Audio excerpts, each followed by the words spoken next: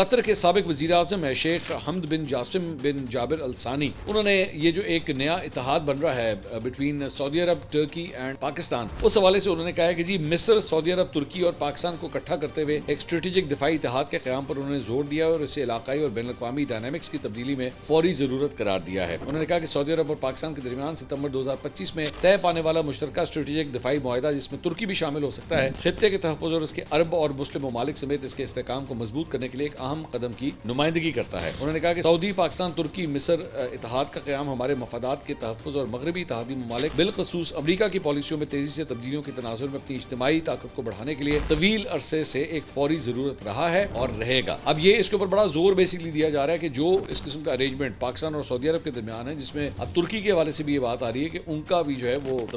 شامل ہو سکتے ہیں۔ پاکستانی تو ایک منسٹر نے اس کی کنفرمیشن بھی کی ہے کہ جی پچھلے ایک سال سے اس کے اوپر جو ہے وہ کام ہو رہا تھا۔ اب اس کو مزید براڈ کرنے کے اوپر بھی باتیں کی جا رہی ہیں۔ جناب دیگر مشرق وسطیٰ کے ممالک جو ہیں ان کو بھی اس کے اندر لایا جائے، مطلب کچھ تجزیہ کار تو اس کو جو ہے وہ مسلم نیٹو کا نام بھی دے رہے ہیں۔